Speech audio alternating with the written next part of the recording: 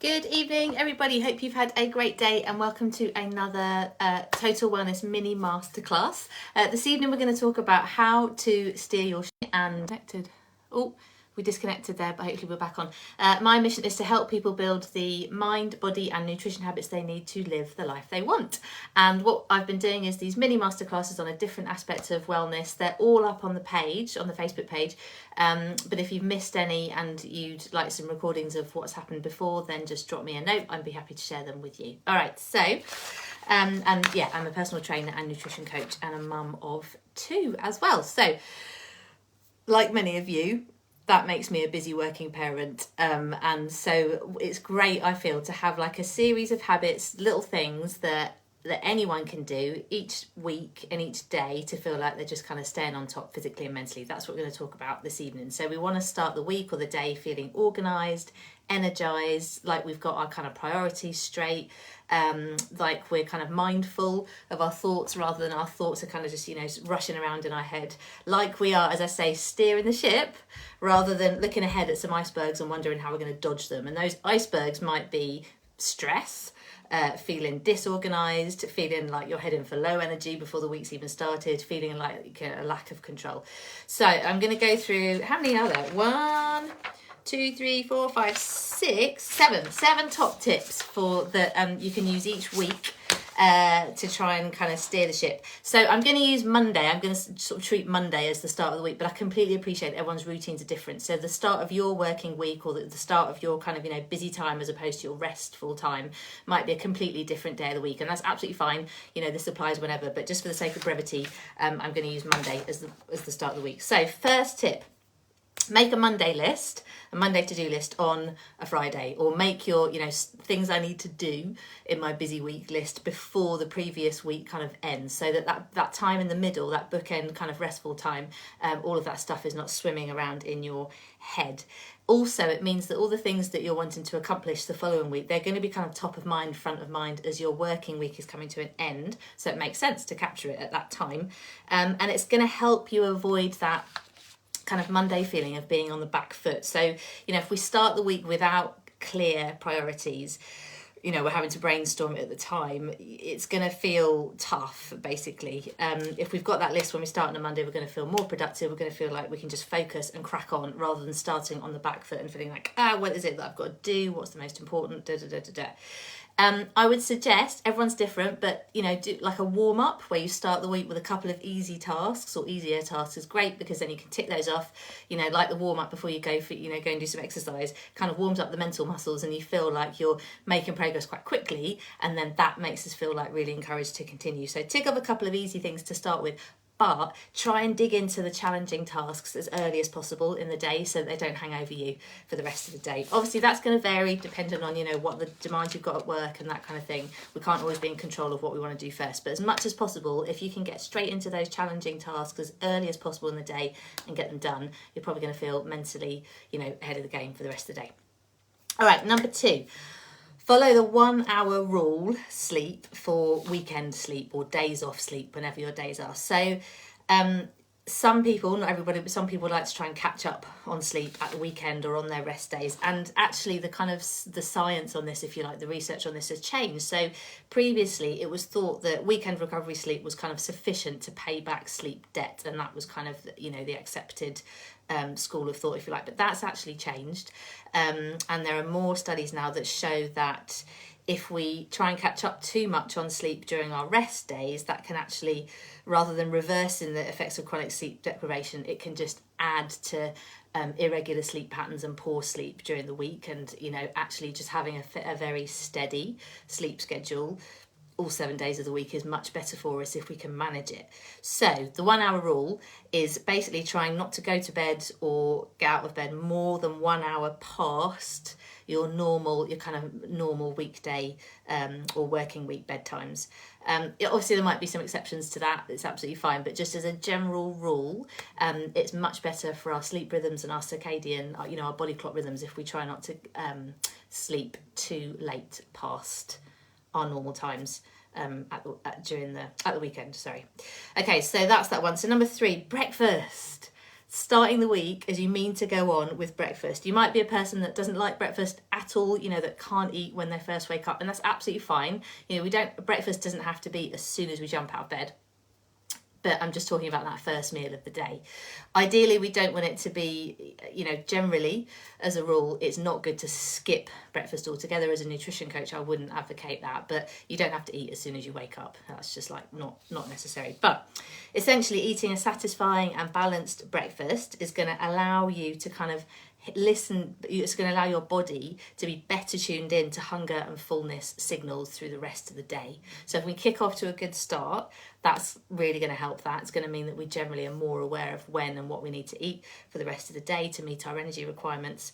It also means that, we're not going to be starting the day kind of starving, so we're sort of less likely to reach for unhealthier foods and the stuff that's going to give us a quick fix of energy later on. It's going to make us more likely to reach for healthier options that are going to sustain their energy over a longer period of time.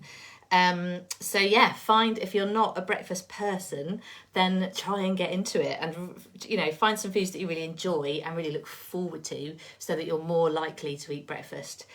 Whether that's, porridge with fruit and nuts or whole wheat toast with some good nut butter on top, maybe some avocado on the side, yogurt with granola. I really love breakfast. I could talk about breakfast all day. But try, and if you're not a breakfast person or you're having breakfast but it's not very nutritious or filling, try and rethink breakfast and integrate a healthy breakfast into your routine and start the week with that as you mean to go on. And then hopefully you'll keep the habit going for the rest of the week. On breakfast, if you're a coffee drinker, interestingly, try and resist dashing for a cup of coffee as soon as you wake up. So firstly, because it's good to hydrate first.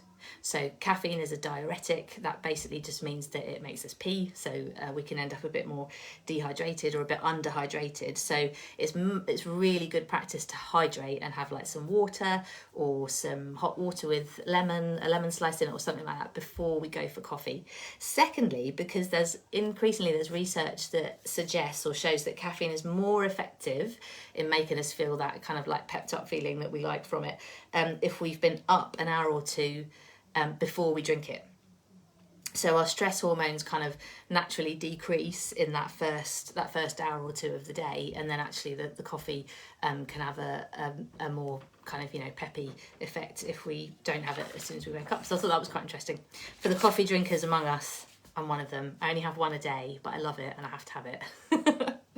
All right, so number 4, seek natural light as soon as possible, as soon as you can during the day. So, this can make a huge difference, and it might be as simple as just making sure that you get the curtains open as soon as possible, eat breakfast outside if it's warm, if you can, or literally just step out into the garden or step out in front of your house, whatever outdoor space you've got, even if it's just for 30 seconds. Obviously if it can be more than that, like a 5-minute stroll around the garden or around the block or whatever, then great. But if all you can do is kind of just step outside and just feel the sun on your face and get that natural light, do it. So there's a lovely quote here from Marina Figueroa. She's a PhD professor and director at the Light Research Center at a university in New York, and she says light is like a cup of coffee. It has an acute alerting effect, so it actually really affects our brain and makes us feel alert. So if we can get some natural light as soon as possible in the day, that's going to really help us feel ready, to get into action and start the day.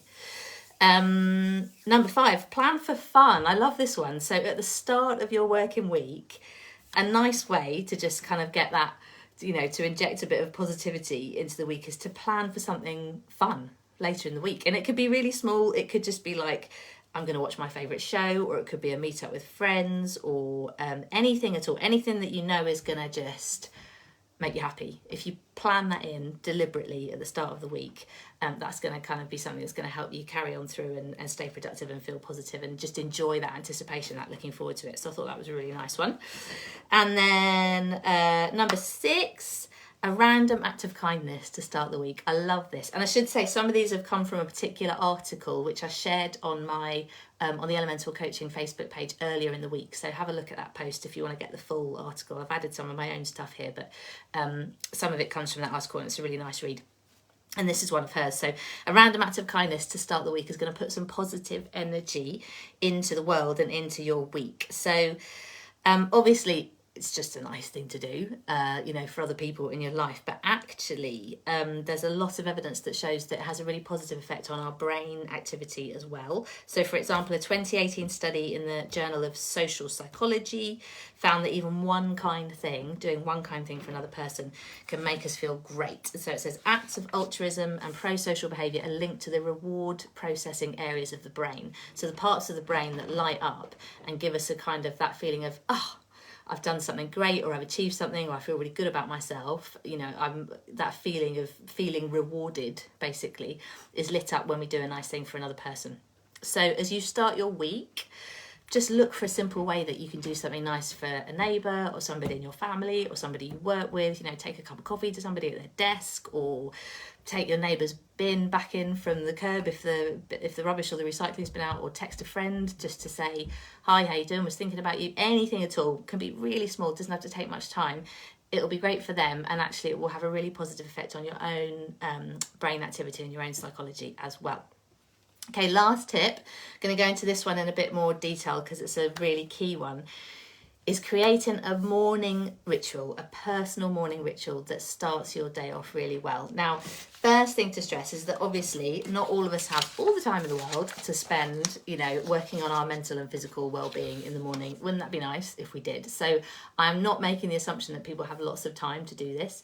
It could take 10 minutes, it could take 30 minutes, it could be something that you do every single day without fail. It could be something that you do 4 days a week because that's what works for you around kids or work or other commitments. So there's no one size fits all with this. And what can work is to have a routine, and I'll talk about what the content of that might be in a moment, but to do it in such a way that if it needs to be like condensed on the mornings when you've literally only got 3 minutes, well, then you can do a 3-minute version of it. On the days where you've got a bit more time, maybe it takes longer. So play around with it and find something that works for you and something that you can kind of abbreviate down to a shorter version if you need to. So to start with, before we go into what might be in that routine, why is this important? So and again, I've got another quote here from she's a psychologist, Colleen, hasn't got a surname actually, but she's from the Centre for Behavioural Health in Chicago. So she says, our brains love routine, and the less work our brain has to do, the happier it will be. So if we have like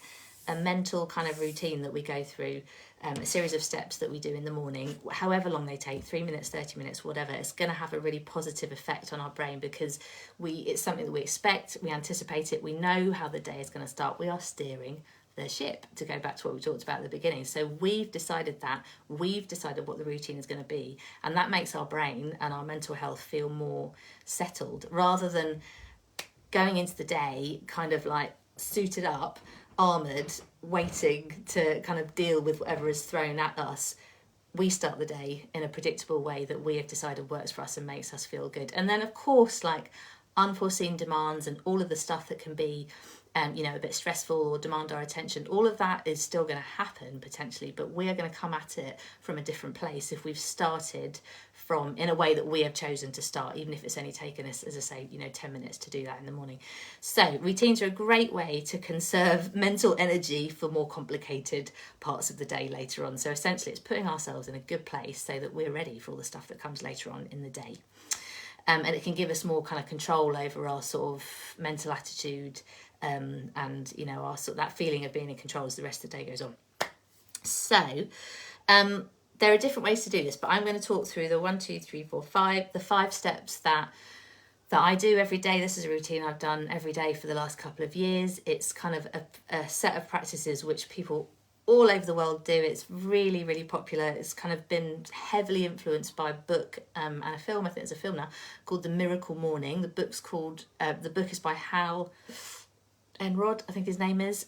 So you can Google it. There's a website, and that'll give you a bit about the background behind it. But these practices are things which people have been doing for a long time. But they were popularised by this book and this film called The Miracle Morning.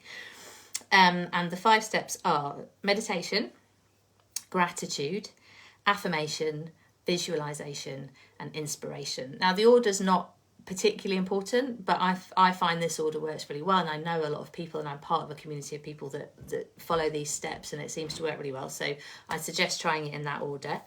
And I've got information on a couple of online platforms that will make this process super easy. and kind of go through it with you. So I'll talk about that at the end, and if you'd like more information on that, just pop a comment or a message and I can send you some info on those platforms. They're not ones that I run, they're run by some other great people. So let's have a look at the steps. Meditation.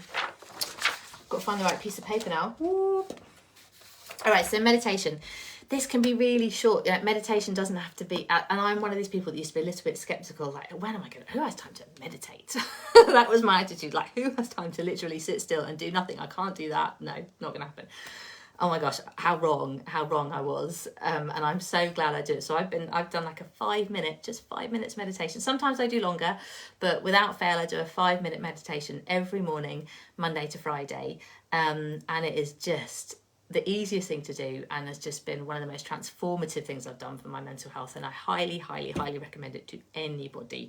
There's lots and lots and lots of free short guided meditations on YouTube. There's loads of apps now, isn't there? There's the Calm app, there's another one, the name of which I've forgotten, but there's lots of apps where you can get guided meditations, and it's a great way to just start the day calm, centered, quiet, rather than being like sucked into the demands that other people might be putting upon you, or that you perceive or upon you, tasks that need to be done, whatever's going on in the news, on the radio or the TV, scroll into social media, all of that stuff, which if we kind of, and that it can seep in, we might not consciously go to all of those things, but if we start our day going to those kind of external sources of input rather than within ourselves, then actually that stuff can really sort of elevate our stress hormones before the day has even really started.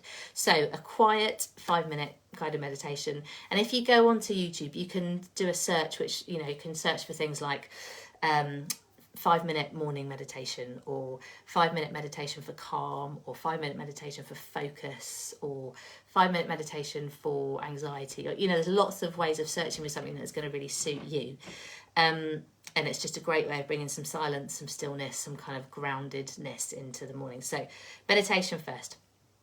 Gratitude is the next step that I follow, having some kind of gratitude practice. So I personally write down 3 to 5 things that I'm grateful for and why. Can be really brief. I just jot them down in a notebook. You could say them out loud if you prefer, but I think there is something about putting pen to paper that really kind of activates the brain in a different way, and it makes us do it with real intention if we're writing it down, and more consciousness. So I recommend writing if you can. If we do that, we're then feeling positive right from the start of the day. We're feeling kind of mentally ahead of any sort of stresses and or sources of negativity or unexpected things that might go wrong, because we're starting from a place of positivity and gratitude, and also it's reflective, and it's a reflective and a slower mental activity. So if we are waking up the day and our thoughts are racing a bit around what we need to get done or what's happening, and we're a bit stressed, and we're kind of waking up with that kind of slightly elevated stressed feeling, then a gratitude practice where we just take those few minutes to write down 3 things that we're grateful for, and it can be super short, it doesn't have to be really detailed, that is immediately going to kind of take some of that stress down. And actually there's a lot of evidence to show as well that people who follow a gratitude practice just have a greater sort of bandwidth, resilience, capacity to deal with stress generally. So it has a really kind of positive effect on our overall kind of mental resilience for the rest of life as well. So meditation, gratitude. Third is affirmation. So an affirmation is just a statement about things that we want to be, do, or have in the future. There's loads and loads that I could talk about. I should maybe do a separate session on this because it's super interesting, but there's lots and lots of evidence and studies that demonstrate how we can change the neural pathways in our brain. We can rewire our brain, we can reset our default thinking through the things that we say to ourselves, either in our head or out loud.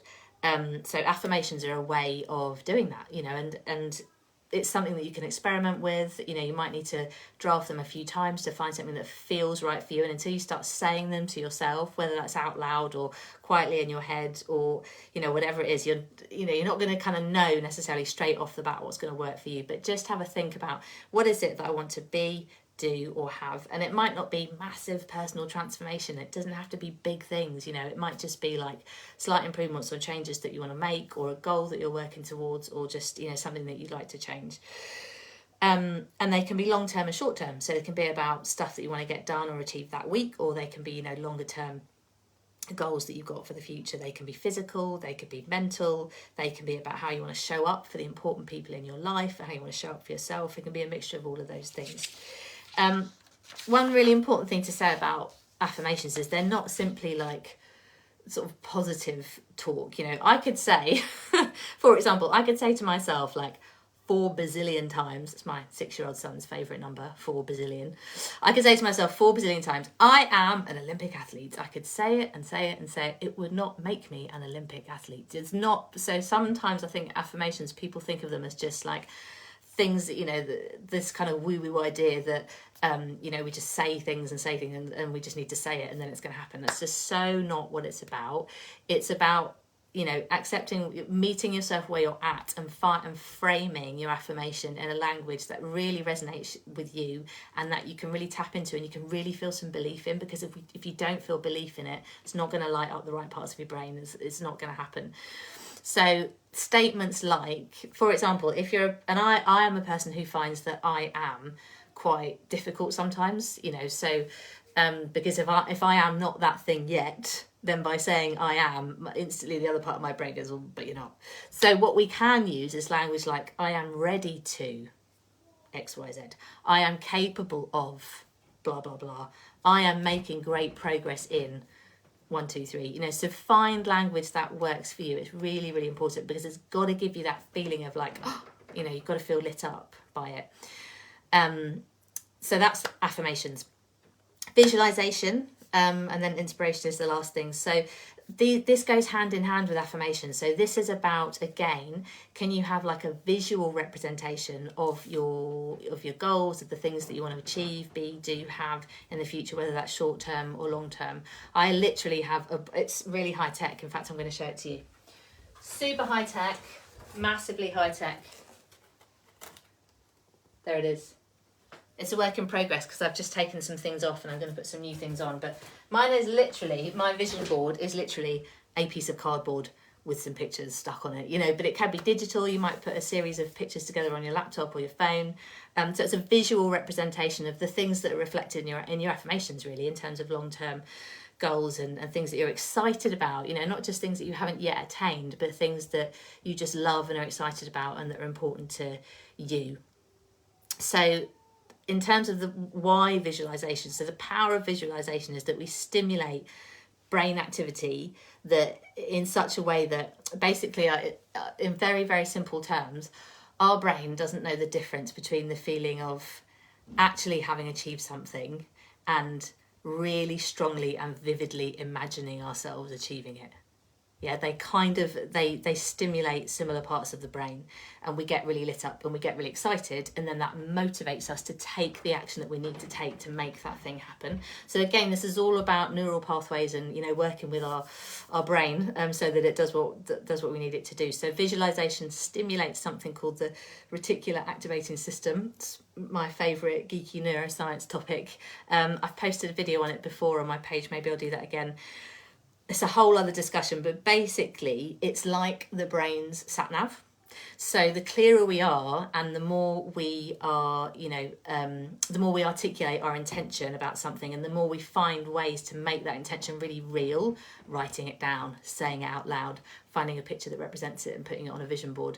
You know, the more we do that, the more our brain, our reticular activating system, starts to notice and seek and take up the things which are actually going to support that goal.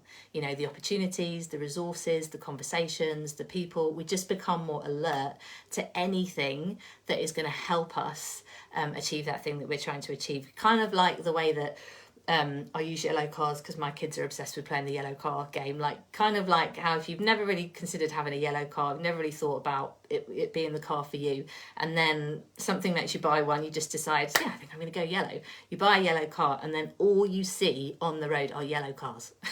Okay, that's the reticular activating system. It's like the brain noticing the thing that it was there all the time, but because you've suddenly brought it to the fore of your attention, you see it everywhere. That's why visualization, in very simple terms, is really, really, really important. And then lastly, inspiration. So something that inspires you, something that helps you grow, something that helps you learn about something that's important to you.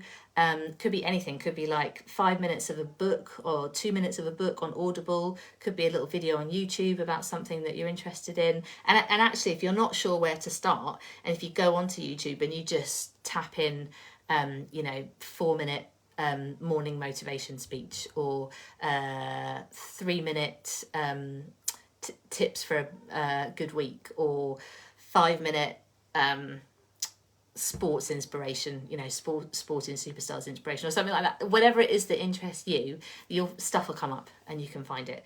But if you're not sure where to start, YouTube is great if you do like a search that sort of means something to you. But also, as I say, a book. Just have a book on Audible or an actual physical book, and just, even if you only spend like 2 minutes and a couple of pages, if you do that every single morning, you're going to get through, a book in the end much quicker than you would have if that book never got picked up in the first place. Okay, so all of these habits, the meditation, gratitude, affirmation, visualization, inspiration, they might only take 2 or 3 minutes each. And as I say, don't have to do them every day, and if you haven't got time to do all the steps every day, just pick the ones which are personally really important to you and give them a go. Last thing on the morning is that movement or exercise, if you can fit it in, if your life and your routine allows, then that is a great thing to do in the morning as well, to kind of get the body and the brain and the mind going. Even if it is just 5 minutes, as I say, of like 5 minutes of a walk around the garden, well, then you're getting your natural light and you're getting some movement, and maybe you could spend that 5 minutes going over your affirmations, saying your affirmations to yourself or something. So there's ways of doing this so that you can kind of stack some of these things together in a way that works for you and your routine. Last thing on mornings, as I mentioned, there are a couple of online platforms, online communities that I can recommend that will actually guide you through those steps in the morning. So one of them takes place over an app, the other one takes place over a Facebook group.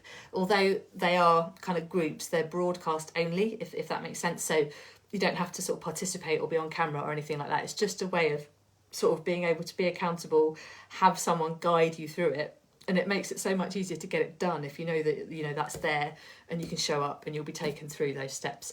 One of them is available live every Monday to Friday at 6 a.m. The other one is available live every Monday to Friday at 6:30 a.m. They're each 30 minutes and they are always recorded, so you can always catch up on them, anytime that suits you. So if you'd like details of those communities, then just let me know, and I will happily pass them on to you.